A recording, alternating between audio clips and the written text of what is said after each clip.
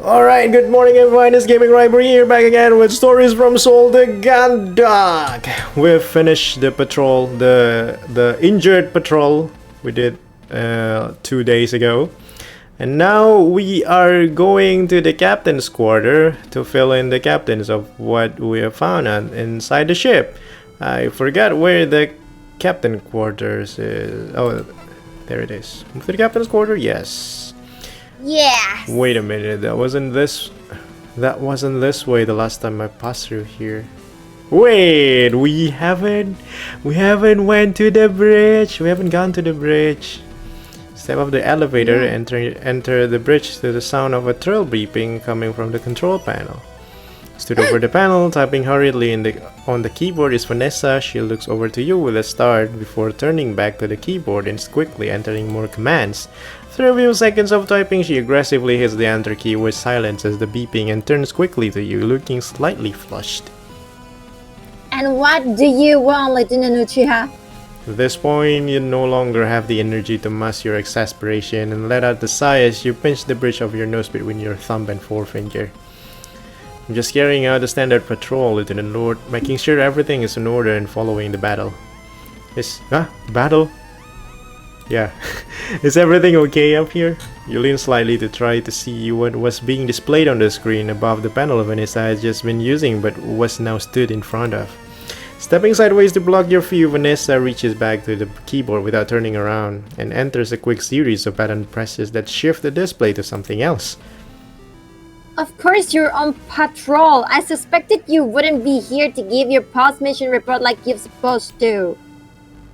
It'd be too much to expect the Gondok's hero, the dashing Lieutenant Uchiha, to actually follow protocol for once. But then again, with how I had to remind you of procedure when the power went out, I suppose you might not be willfully ignorant of how you're supposed to act. It could be that you're just plain ignorant instead.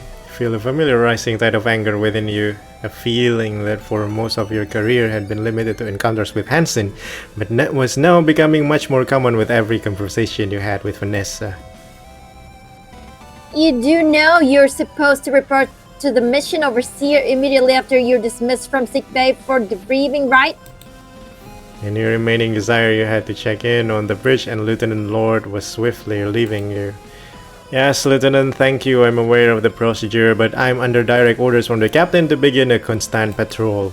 Besides, I would have assumed that someone as capable as yourself would have been able to get the general picture of what had happened on the O'Brien without me needing to tell you.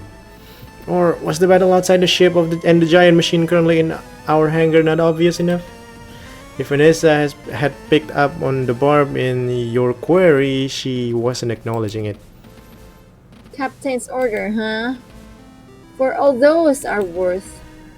Although you had initially assumed Vanessa's general aggression was just a personality deficiency, her increasingly open hostility to the ship's command structure was beginning to stand out as something more than just unmanaged anger issues. You make a mental note to bring it up with the captain at the next opportunity. Luckily for you, Lieutenant, I'm more than capable enough to pick up your slack and I've already gone through the communication logs with Juno's flight data. I'm also in the process of reviewing the O'Brien's black box information. Wow. You know, I'm actually pretty impressed. Impressed by yourself? I assumed you've been playing a hero because a certain someone that was involved. But even I'll admit that it must have taken guts to wait for Hansen to get back to the Juno.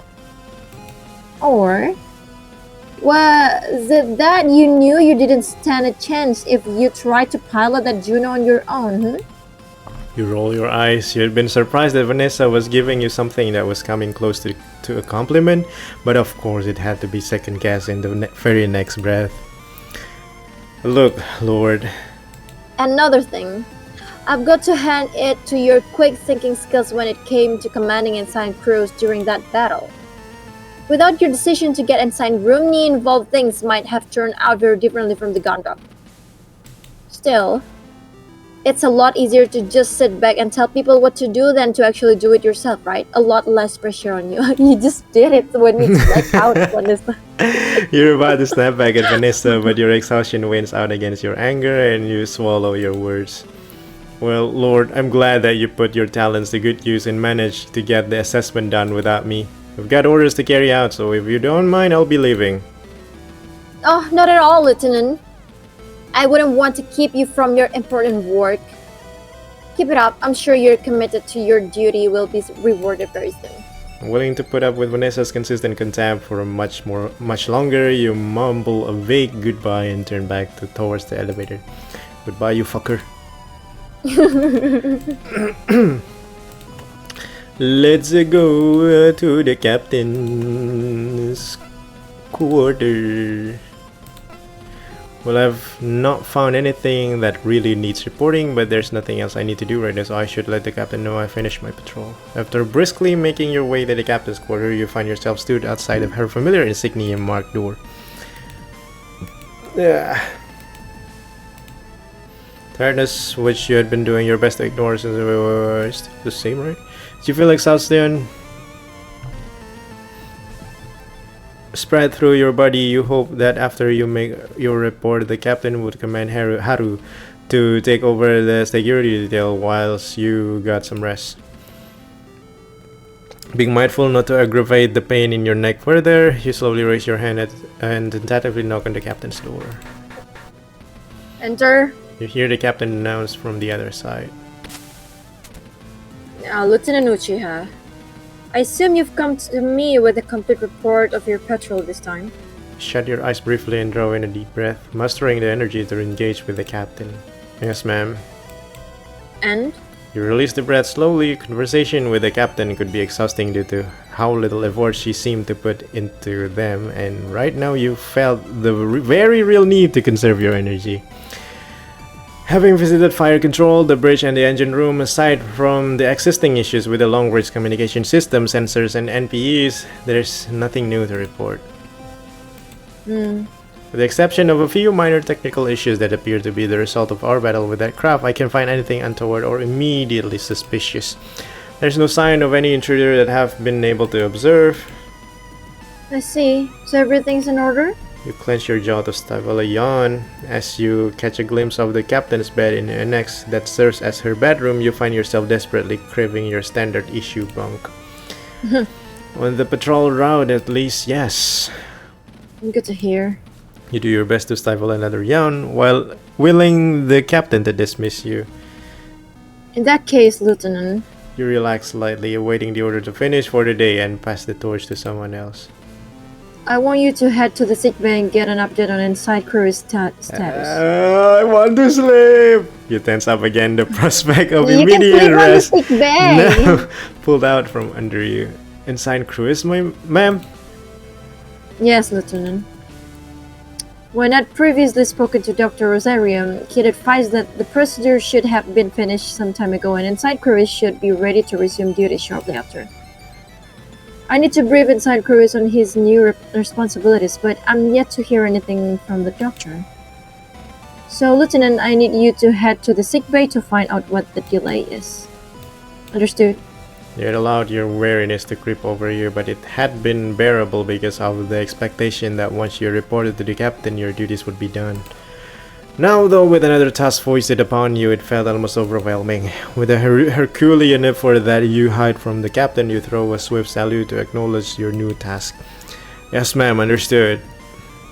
Very good. Dismissed, Lieutenant. You maintain your posture until you've left the captain's quarter, but as the door closes behind you, it's all you can do to not slump to the floor. This must be the last thing she has for me to do today. There's no way. Sigh deeply and pinch the bridge of your nose, taking a moment to wallow in your exhaustion until you feel ready to face this latest challenge. Alright, let's go! Let's go, my god!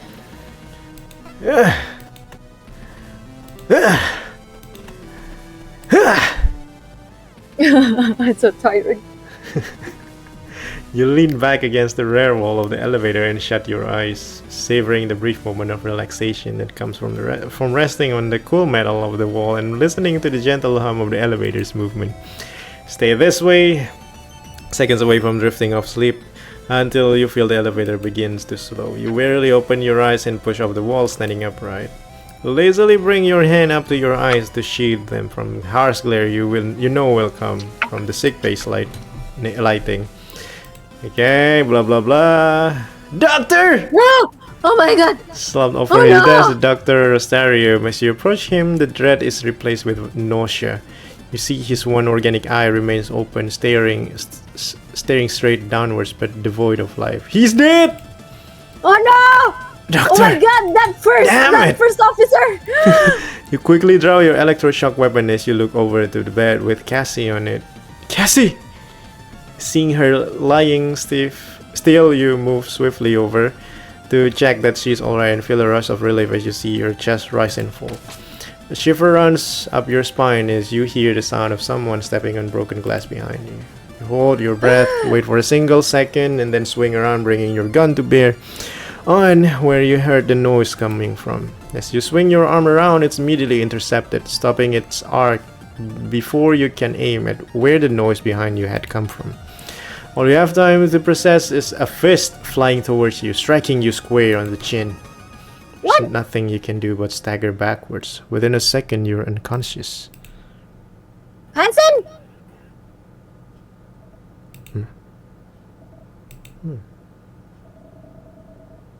Who's this? Wake up, Brethren! Said, wake up, Brethren! Who's this? Asleep on the job. You and your girlfriend are too much alike. Lord, what's...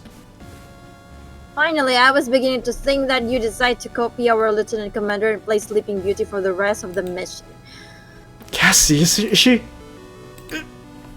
In the same moment that you sit up quickly, a lance of pain strikes you in the base of your skull and you wince, gritting your teeth and squeezing your eyes shut. I wouldn't make any sudden movement if I were you. We found you knocked flat out on the floor of the sick bay. Looking at the way you fell, you must have taken a serious blow. A shame. It's not like we've got a doctor to deal with that kind of thing anymore. Moving more slowly. Anymore? This time you bring yourself upright and maneuver so that you are sitting on the edge of your bunk. You keep your head bowed as you tentatively feel the back of it where you'd hit the floor. Yeah, Rosarium is dead. Dr. Rosarium is... Dead. You must not have got a good look at him, but someone pulled his plug. Kind of funny one. Okay, Lieutenant Lord, that's enough. What about Commander Quinn, is she... What? You don't want to know more about the doctor? Aren't you already planning your investigation? Shouldn't you be asking me if there's any information that might help you find the... You turn to look Vanessa straight in the eyes. Your face a stern expression of disapproval.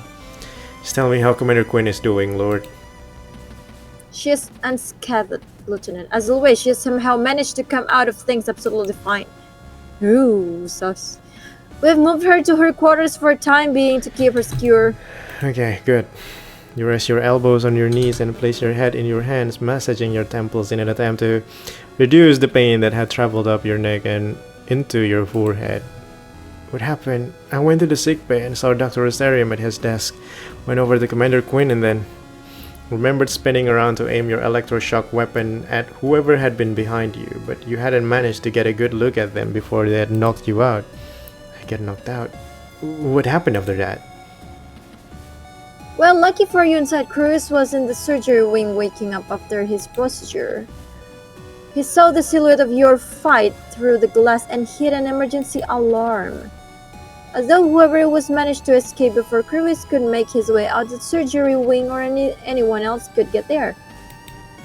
Is it actually Dalton? Dalton? Hmm. Dalton? Yeah, maybe. Oh yeah, maybe! That makes it twice that he saved you this mission. Maybe we should be promoting him to head of security instead? You roll your eyes at the thought whilst cringing internally. Having Hansen to thank for your survival was becoming an uncomfortably common occurrence. So what's the current situation here? Do we know? As you go to stand up, the same pain from earlier returns and you sit back down, wincing and rubbing your neck. Unfortunately, Lieutenant, no, we don't know anything. With our head of security taking a nap and everyone on high alert in their stations, we've got managed to have the chance to investigate. But don't you worry, Lieutenant Uchiha, we've got inside crews and room me taking care of security operations until you recover. And the whole ship's on lockdown at the moment. It's Dalton! All crew is restricted purely to necessary duty areas for each crew member, and access can only be granted from within the room if someone else wants to enter. So the captain's happy for you to take your time to recover. If Captain Bartholomew doesn't want me back on duty immediately, why are you here? Lieutenant, we're crewmates. Can I stop by to check in your recovery? You should Vanessa a stern expression, raising your eyebrows but staying silent. Oh, fine, Lieutenant. I wanted you to understand the full stakes of what's happening right now. We're stuck out here with no communication system. Our doctor is dead. Our lieutenant commander is inconveniently out of action for the foreseeable future. We've got a hostile craft sat in our hangar. And with all this going on, our captain's guidance is just to lock things down and carry on. Considering the circumstance, you think you should go with a bit more of a proactive approach, wouldn't you say? Lord, what are you getting at? Nothing, Lieutenant. Don't worry about it. For now. I just wanted to make sure you were up to speed on current events in case you needed to make any decisions, that's all. Anyway, take this and get some sleep. You react with a start as Vanessa throws a small packet of painkillers to you. Catch it and turn it over in your hands. You notice the box is slightly crumpled and pull a small fragment of glass out from where it had been lodged in between the box tab. We'll be needing you, Lieutenant, soon. You look up from the package just as Vanessa turns to leave the room. Without saying anything else, she exits your room and steps into the corridor beyond, with the door hissing shut behind her as soon after. Once Vanessa is gone, you take the opportunity to look over the packet again before placing it down next to you on your bunk. Make another attempt to stand up, although you're more cautious about it this time. Despite how gingerly you'd risen to your feet, the pain in your neck had still reappeared before you were even upright. With a sigh of defeat, you open the box Vanessa had given you and extract 2 tablets from their packaging, quickly tossing them into your mouth and swallowing. Slowly lie back down on the bunk, resting your head on your pillow. As you lie there, you go over what Vanessa had told you. Dr. Rosarium was dead, but Cassandra was fine. Whoever had been responsible hadn't been apprehended, and the whole ship was on high alert. You begin to think over who the assailant could be. You couldn't think of motivation for a single crew member to attack the doctor. Although now that you think about it, the disarray in the sickbay was very similar to what you saw in the O'Brien. Was what happened there happening here? Plus, what was Vanessa talking about making decisions for? Your mind slows and as the medication kicks in, and your thoughts lazily drift from one subject to another. Although you do your best to keep thinking about a dramatic shift in circumstances, you feel yourself beginning to slip out of consciousness and back into the exhausted slumber that Vanessa had interrupted. The last thing you remember before drifting off to sleep is that as soon as you were awake, you knew the first thing you'd be doing was visiting Cassandra. April 24th, Planetary Calendar 214. After recovering from the attack, Lieutenant Uchiha awakens in their quarters a full 24 hours later to find that they are yet to receive any instructions. With no pending orders, they decided to check in on Lieutenant Commander Quinn to see if they have recovered from their affliction. Jovian Space, Lieutenant Uchiha's quarters, the Jovian patrol ship JFS Ganda. This is Lieutenant Waldo Uchiha. Reaching up from above you and interlacing your fingers, you lean back, stretching out your back and your neck. As you release the last remnants of tension in your body, you sigh.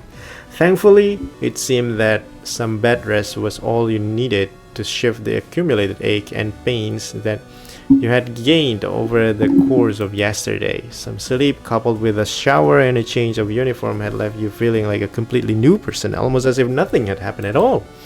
Although despite how reinvigorated you felt, there was no way you could ignore what had happened. Still, there had been no more alerts, and you had not received any orders via your terminal, a sign you hoped that everything was going well. Now that you were fully recovered, you had resolved to start the investigation into what had murdered Dr. Rosarium and attacked you. But first, you'd be visiting Cassie. Use everything, sleep again! You work your way through the terminal's menu, checking for new orders, mail instruction, etc. that may have come through between when you checked after you woke up and now. Nope, nothing. Let's cross the thoroughfare. You instantly recognize it as Vanessa despite the slight distortion caused by the speakers. Attention all hands, I repeat, attention all hands! This is Lieutenant Vanessa Lord. All members of the crew are to assemble on the bridge for an emergency briefing. Attention all hands, I repeat, attention all hands! The announcement is made a few more times until eventually you hear the subtle pop of the speakers indicating that Vanessa has stopped broadcasting. An emergency briefing? You quickly make through the ship towards the bridge, only stopping once you're outside the elevator. You run your keycard through a reader and wait a little longer than usual. You can only assume that whoever is on the bridge is taking a few seconds to authenticate your ID and grant you permission to enter. Ooh. CTRL. Soon enough, the door opens and you step inside. As you stand alone in the elevator listening to the dull whir of its motor, you wonder why the captain had called this meeting. Had she come up with a plan to apprehend the attacker? Had Haru and Hansen uncovered some plot whilst you've been resting? Or had something even worse happened that the whole crew needed to be made aware of? Through a short wait, the doors slide open and you step out onto the bridge. Where you expect to see the captain, you instead see Vanessa sat in the captain's chair and flanked by Haru and Hansen. Lieutenant Uchiha, glad to see you're so enthusiastic. Please wait there until the rest of the crew join us. What's this about, Vanessa? Where's the captain? I'll address that once everyone else is here, Lieutenant. Vanessa, this is no time for screwing around. What's going on? Take it easy, Lieutenant. Ensign Romney swaggers up to you, placing their hand on your shoulder before moving around behind you. Lieutenant Lord just needs you to be patient and wait for a few minutes until the big announcement. Your posture stiffens as you feel something blunt thrust into the small of your back. You're confident enough that, unlike Cassandra sprang when you first came on board, this isn't a pen. You better listen to what Ensign Romney tells you, Lieutenant. They like to be in charge and don't take kindly to people who try to get on top of them. Feel the blunt object slide around your back to your side as Haru steps around you, keeping their arm draped over your shoulders. We should know he's speaking from experience. You glance down and see that protruding out from underneath the jacket that they're always carrying around is the muzzle of a large handgun. Not an electroshock gun like yours, but a lethal weapon. Vanessa, what the hell are you? She told you to wait, sir. You began to step forward towards Vanessa, but Haru emphasized their point by thrusting the gun deeper into your side. You quickly stop, letting them draw you back to where you had stood. There we go. Good choice, Lieutenant. Let me look after you, and we'll both have a good time. Before you can respond, there's a small electronic chirp that sounds from the captain's chair. Vanessa looks down to the control panel and enters a quick series of commands. You hear the whir of the elevator, and after a few seconds the door opens, revealing Dalton, who nervously steps onto the bridge. I heard the announcement and... That's good, Cadet. Thank you for being so prompt. Do me a favor and stand over there by Lieutenant, would you? Yes, ma'am. Will do. As the cadet making his way over to your side, you look at Lieutenant Lore staring at her with a silent fury. All you get as a response is a sly grin. As much as you'd love to wipe that look from her face, you know that Hansen would be on top of you the moment you try to disarm Haru. You Couldn't rely on Dalton to remain calm in that kind of situation either. There was a good chance that he would get caught in any crossfire. Instead, he just remained silent. It's good you're feeling better, Lieutenant. I was really worried when I heard about what happened to you in the sick bay. Thanks, Daltonite.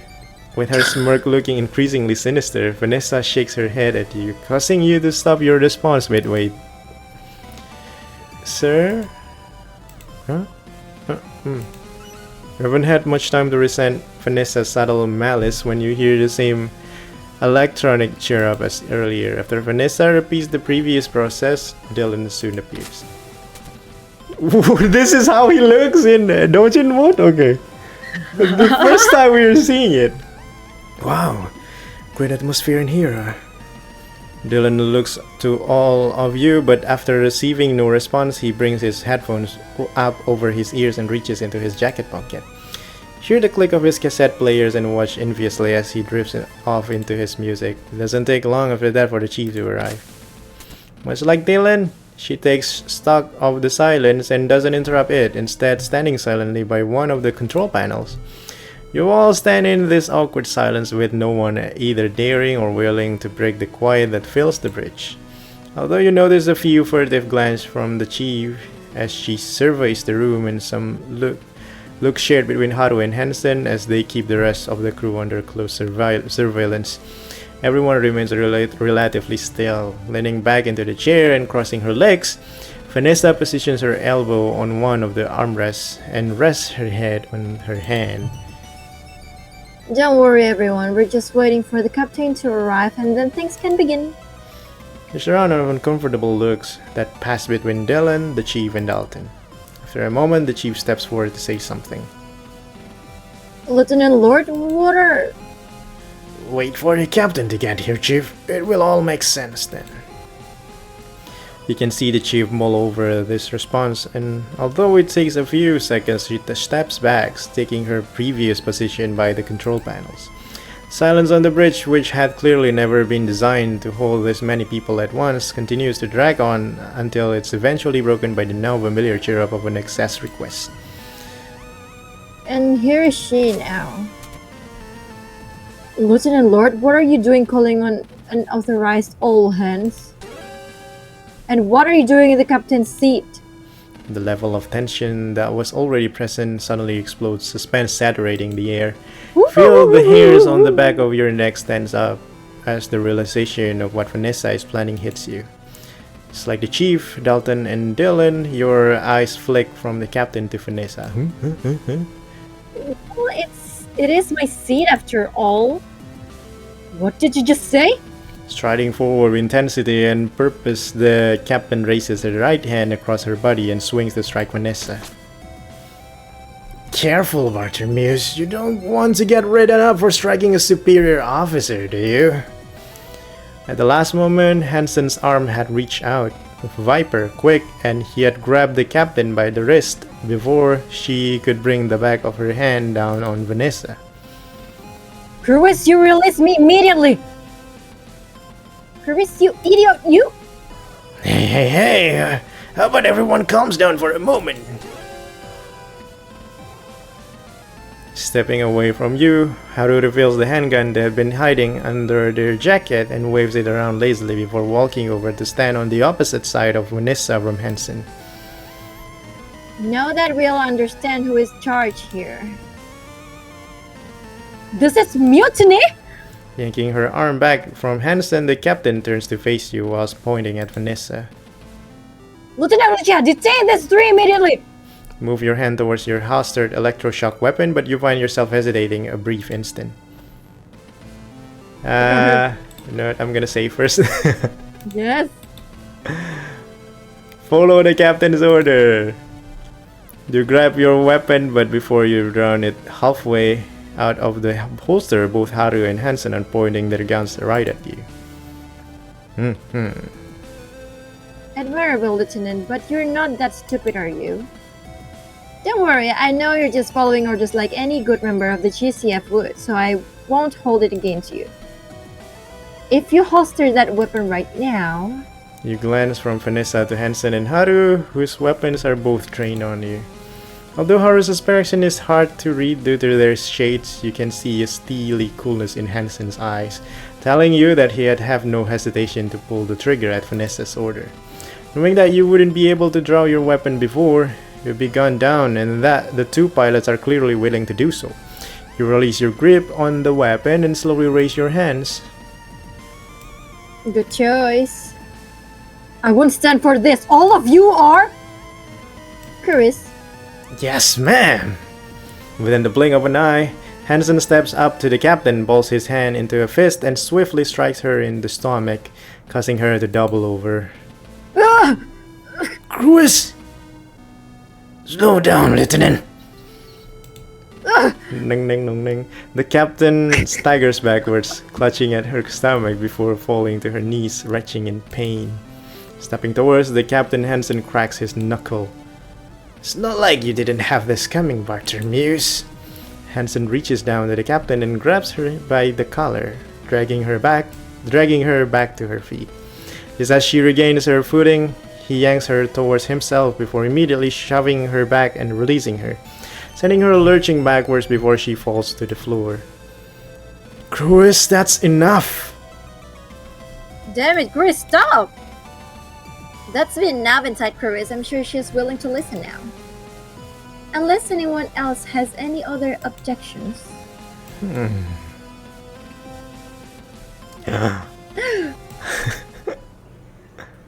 That's what I thought. Crossing her legs and rising from the captain's chair, Vanessa takes on a formal posture and walks into the middle of the bridge. I, Lieutenant Vanessa Lord, as of 1700 Jovian Standard Time, April 24th, Planetary Calendar 214, in accordance with the Jovian Colony Fleet Convenience Section 16, Article 7, announce myself the new captain of the GCF Gundam. What's GCF? GFC. Sorry. I justify my announcement through Section 16, Article 9 on the grounds that neither the captain nor her second in command are fit for duty based on medical circumstances. As we don't currently have a doctor on board, I am forced to make this assessment based on my own discretion. In addition to this, under Jovian Colony Fleet Convention Section 16, Article 12, I am limiting both the previous captain and the lieutenant commander to their quarters on the suspicious of treason.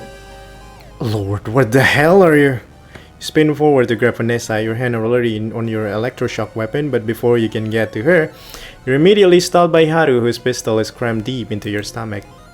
There's only so many times I gotta tell you to stay cool, Lieutenant. Looking past Haru and a smug Vanessa, you can see that Hansen has similarly leveled his gun at the chief and Dylan, both of whom step backwards. If you'd care to let me explain, we are currently in the middle of a situation that goes beyond negligence and incapability. Lieutenant Lord! The captain hisses, staggering to her feet with one arm over her stomach. You stop this now, or... Ugh. With a slap that echoes around the bridge, Vanessa sends the captain, who was still unsteady on her feet, reeling. As she falls back to the floor, Dalton moves to help her, but it is quickly blocked by Haru. As I was saying, it's clear that both Maris Bartonius and Cassandra Queen are traitors. You expect me to believe that the captain and her second-in-command are both incapacitated exactly when their clearance is needed to maintain ship operations? And that somehow an unknown craft, clearly made by our enemies, managed to make its way into our hangar, having already destroyed the O'Brien from within and killing its crew? Don't tell me this is a coincidence. It's clearly treachery. The Gondok and the O'Briens are obviously both being offered up as test data for a new enemy weapon, and Bartholomeus and Queen are the traitors who sold us out. Why else would they keep us from reactivating the Gondok? How else could that craft have gotten on board without help? Why would Queen be mysterious out of sight when that happened? She reminds me of our president. And then Dr. Rosarium ends up dead when she is in his care? What did he find out? Did she decide he knew too much? Not only is Queen a traitor, she is a murderer too. Lord, that's insane. How the hell could... You want to be careful, Lieutenant. I'm giving you the benefit of the doubt since you were the one that brought the gun dock back online and were with inside crews during that attack. But your close association with Lieutenant Commander Quinn means that I've had my eyes on you for a while and I'm by no means confident that you're nothing to do with this. After all, inside crews didn't see anyone else in the sick bay after the doctor's murder except for you and Quinn. How could I... Very suspicious. Still, for now it seems like I can trust you. So, as per Section 16, Article 12, I am announcing that all crew present, with the exception of Mary's Barton-Muse, have the choice as to whether they wish to continue to serve under my rightfully mandated authority, or if they like to maintain their allegiance to traitor and be treated as co-conspirators when we get back to Europa Colony. An agonizing silence fills the room as Vanessa stands proudly amongst the crew who sifts nervously. Both Hansen and Haru keep their guns trained at the crew on each side of the room, compounding the uneasy quiet. Don't worry, I'll be happy to take any lack of response as an affirmative. As the silence drags on, it's clear that none of the crew were on board with the idea, but at the same time it's obvious that none of them have enough loyalty to the captain to justify the risk of being charged with treachery. For you though, this isn't about the captain, it's about Cassie. Lord, would you think about what you're doing? Taking medical command is one thing, but accusing the captain and Cassie of treason is... This sounds an awful lot like a no, Lieutenant. You grit your teeth and breathe in. It is a no. There's no way I'll join in with your scheme. This is nothing but your personal grudge. You saw a chance and you took it. There's no way the JCF will take your side on this. That's a shame, Lieutenant. I really thought you had some sense than that. But I suppose this is no surprise. At least it resolved matters. Cruz. Nothing personal, Uchiha. Orders are orders. Shifting his weapon's focus from Chief and Dalton to you, Hansen walks across the room, stopping only to sweep an arm out from underneath the slowly recovering captain, who was again attempting to return to her feet, sending her back to the floor. Make life easy for both of us, huh, Lieutenant? Turning on her heels, Vanessa returns to the captain's chair, sitting down with a smug expression on her face. Chief Engineer Cadet Grange, I want those engines online now. As soon as their operation will be heading back to Europa Colony. Warrant Officer Diaz, I want you back in fire control and to remain on high alert. We're going to assume that we're in enemy territory and I want you on the lookout for any hostile activity. Understood? Yes, ma'am. Yes, ma'am. What's that, Chief Engineer Kadais? Yes, Captain. You're all dismissed. With that, the three crew members quickly depart from the bridge in a single elevator, leaving you with Vanessa, the two pilots, and the captain. Ensign Rumney, you take care of Miss Bartolmeus. Sure thing, Captain! Shoving their gun in the back of their waistband, Haru walks over to the captain and lackadaisically delivers a kick into the captain's stomach, causing her to heave and curl into a fetal position. Come on, Bartolmeus, let's get going! Dragging the captain upright, Haru holds onto her until she's able to stand, shoving her towards the elevator as soon as she can stagger forwards. Once they're both on the elevator, the pilot turns to you, looking over the top of their shades as the doors slide close. You made a bad choice, Uchiha. As soon as the door of the elevator containing Haru and the captain are closed, the doors on the other open and you feel the muzzle of Hansen's gun as it's thrust into your back. One more thing. Keeping his gun firmly pressed into the small of your back, Hansen leans around to your side and draws your electroshock weapon from its holster. Stepping back, he slides your weapon into a bucket within his jacket before gripping his gun with both hands and returning its muzzle to the small of your back. Don't want you getting any ideas. Take him away and sign. Yes, ma'am. Hansen shoves his gun harder into your back and you reluctantly comply, walking across the bridge and into the waiting elevator. Once in, you turn around, Hansen keeps his gun trained on you, and behind him you can see Vanessa sneering at you from the captain's chair. It's really a shame, Lieutenant. I had such high hopes for you. Before you were able to tell Vanessa what you had hoped for her, the door slide closed and you're left in silence with Hansen. And that's the mutiny for today. Woo! What an unexpected turn. We will see you guys later in 2 days. Bye bye. Bye-bye.